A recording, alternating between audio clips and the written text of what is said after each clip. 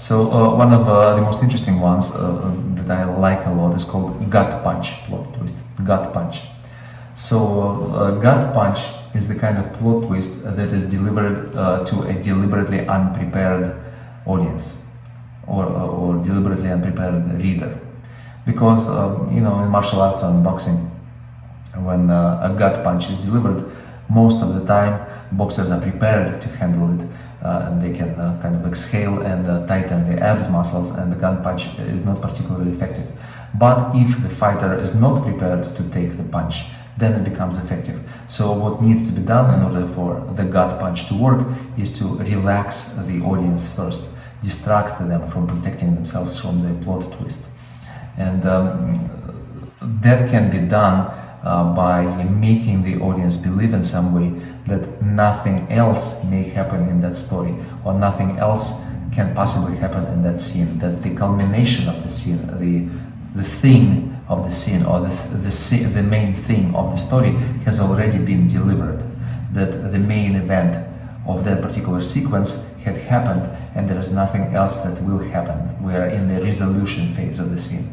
And that's when the audience is at the most relaxed, and that's when we deliver the unpredictable, entirely crazy, usually left turn kind of plot twist, which affects the audience like a sudden gut punch.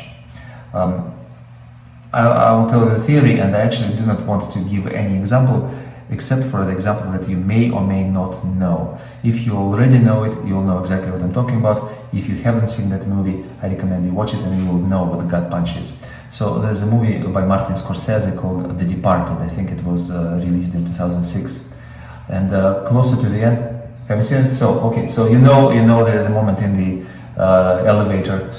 That's a gut punch, because we are totally convinced that nothing else is going to go bad, and then all of a sudden everything goes bad. So, by the way, to illustrate my technical approach to how I teach plot twists, this is a gut punch plot twist from one point of view, from the point of view of how it is organized to affect the audience to the maximum. But you can also recognize it as an action plot twist from the point of view of action or revelation, right? It's at the same time the action plot twist. Or we can also recognize it as a major catastrophe, downturn plot twist, because it also takes the story into much darker direction. So the same plot twist can be one thing from one perspective, from one dimension, and something else from another dimension. And the way I organize the training program is that sometimes we look at the same plot twist, but describe it as a different kind of pattern, and you can use that example to devise an entirely different type of plot twist. It's the same plot twist, but a different pattern is used in order to describe it, and so a different pattern is going to be used for you to come up with your own example as a homework. And that's the beauty of plot twist. They combine these different layers of the story, different dimensions. For example, the gut punch, what kind of layer of the story is that? It's the relationship between the story and the audience kind of layer. When the audience is not prepared to receive the plot twist, it's how we organize our relationship as author with our reader or with our audience. And from that perspective and that dimension, on that layer of the story, that very plot twist is the gut punch. If we talk about story direction, which is an entirely different layer, it's a layer of the plot of the story. If we talk about story direction, it's catastrophe, turning the plot to the worse. My attitude to the story in general, to the story structure, is not a story structure like there are certain sequence of events that we need to establish. My attitude to story structure, my technique of teaching story structure is story layers. A story is like a layer cake, or probably even better still, it's like a Bren theory or string theory of the universe. There are these multidimensional strings of which that vibrate and of which the story is created. So every single element of the story is somehow constructed of all of those layers. There's a layer of the theme, there's a layer of relationship with the audience, there's a layer of subtext, there's a layer of presentation, there's a layer of plot, all kinds of things. And from these layers, a layer of conflict, From these layers, we create this fabric of the story. And the plot twist can be considered from the point of view of any of those layers, of those dimensions, and created entirely differently depending on which layer we are currently looking at. So here's another one, Kobayashi Maru plot twist. This one is probably best described on the level of the plot, but it's also interesting, and perhaps more interesting, from the layer of the character in the story. And the layer of the character is connected to the layer of the theme. So Kobayashi Maru, what is it? Kobayashi Maru is the name of the plot twist comes from Star Trek TV series and series of movies. In Star, Johan, you probably know already what I'm talking about. So, Mona, do you know what Kobayashi Maru is? Okay, I'll explain real brief. So Kobayashi Maru is the name of the space vessel. I believe it's a civilian space vessel that is attacked by the bad guys in space. And the brave captain of Starship Enterprise has to make a choice. He could try to save the civilian crew of Kobayashi Maru that is currently in peril, and risk the lives of his own crew, and potentially some of his subordinates will be killed. Or he could stay away from that battle and protect his crew, not save the Kobayashi Maru civilians, but his crew in this case will be saved. Nobody will lose their lives. And that's the kind of choice that the captain has to make. So depending on what choice the captain would make, we will find out something about the captain's character, about his attitude to life, about his philosophy. The important thing about Kobayashi Maru plot twist, though, is that the events that are described to us appear to be real. It looks like they are actually happening, and the captain is actually risking the lives of his subordinates. But it's actually a simulation. It's a test. It's like a highly advanced computerized personality assessment that puts the captain into a highly risky situation and tests his reactions. So Kobayashi Maru, or this is just a test, this was just a simulation type of plot twist, is a very risky thing to add to your story.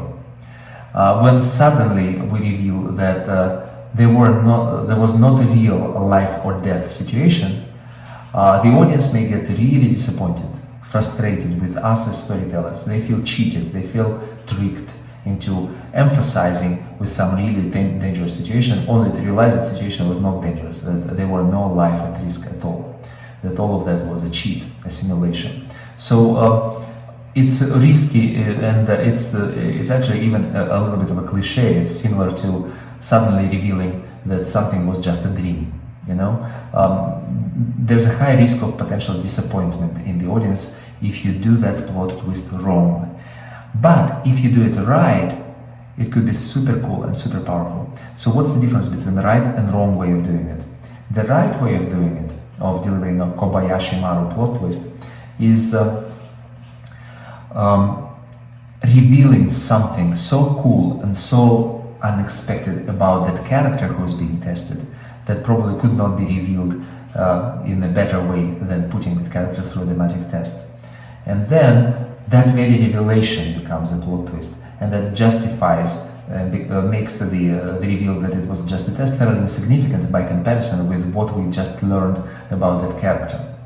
So one of the best examples of that actually comes from a Kobayashi Maru plot twist that I believe had been delivered in one of the recent movies in Star Trek Extended Universe, in which the captain being tested, being put through Kobayashi Maru plot twist, is actually none other than the great Captain Kirk. And he instantly makes the decision to save the crew of Kobayashi Maru and risk the lives of his entire crew.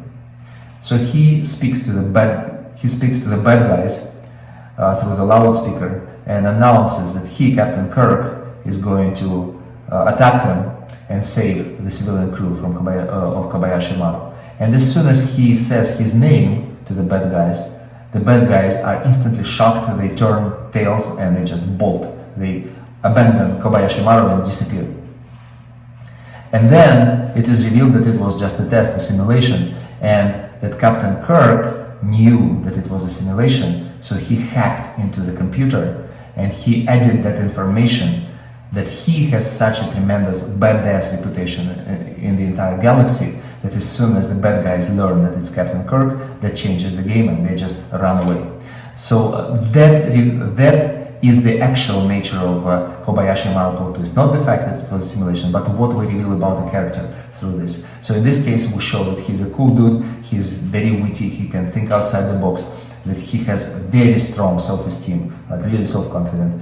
He expects to be so known across the galaxy that it would be realistic for the bad guys to hear his name and just run away. He insisted that would actually be the real kind of situation. Without that, the situation would not be real enough. That reveal about the character makes the character so much more appealing, so much more interesting, and that actually is the nature of Kobayashi Maru plot twist, not the fact that it was a simulation. So if we can pull it off this way, we can do amazing things with this otherwise potentially very frustrating type of plot twist, Kobayashi Maru. There is also a reverse Kobayashi Maru, which is the opposite, something that is presented to us as a simulation turns out to be a real thing. You can find something like that in a novel by Orson Scott Card named Ender's Game.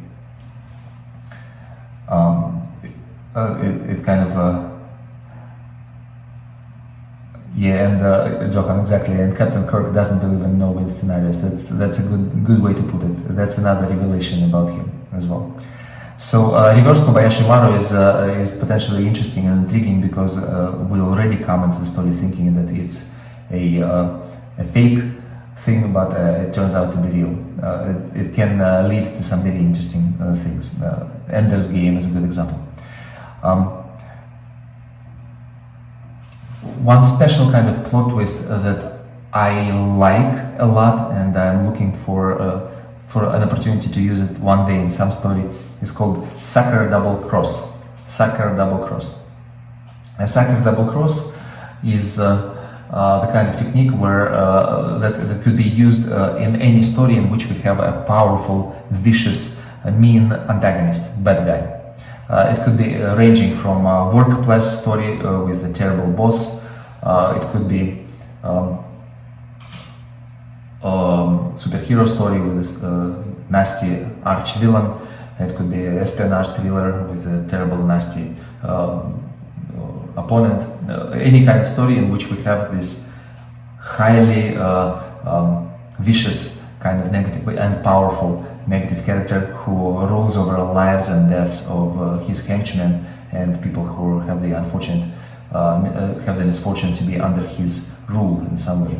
So that terrible, vicious antagonist has a henchman or maybe a victim who is constantly bullied, and that's a minor character, highly unhappy. Most likely it's going to be one of the henchmen or one of the subordinates of that vicious, terrible, bullying, nasty antagonist. And the only purpose of that tiny character, the sucker, is to sort of serve as a frame, as a demonstration for the incessant and very inventive and vicious bullying that character keeps experiencing from the big boss antagonist. So every time we show the boss, he in some way either smacks that guy around or humiliates him publicly or privately or intimidates him in some ways. So that sucker is always infinitely suffering, and we are shocked by how much he can endure. But that person is presented as virtually with his entire identity already being completely destroyed, and then like non-entity slave type of character. So somewhere around the turning point before the final act, or maybe potentially near the golden ratio point of the story, that sucker all of a sudden turns the tables on the major antagonist and destroys the antagonist entirely. Just takes the vicious antagonist entirely out of the story, renders him a non-character, either by killing that person or incapacitating that vicious antagonist in some way, or like doing something to get that person out of action entirely. So suppose we are, just to challenge myself a little bit more, suppose we are in the workplace office kind of drama in which the terrible bullying monstrous boss is bullying a tiny employee who's directly under his command. Again and again with every scene we show that. And then we learn that that bullied employee had contacted the higher authorities, organized some kind of video recordings secretly to expose the financial crimes that that terrible boss had been committing. And all of a sudden that boss is arrested, he is in jail, there's an investigation going on. And because the sucker was the only one who knew all the inner workings of the company, he suddenly becomes the boss. He's suddenly promoted, and temporarily, at least, as a temporary promotion, is placed in a position when he's acting boss right now.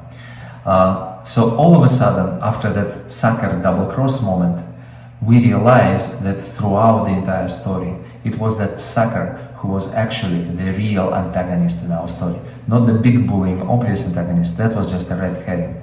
But this character who has a lot to prove now, because everybody saw him being, or her being, mercilessly humiliated. He saw him, his personality being destroyed. He saw that person as a victim. He now has to smash everybody with his bullying, and that would be a lot more unpredictable, because we already know about him that he can be entirely unpredictable, and he's super savvy. He could destroy a much stronger opponent.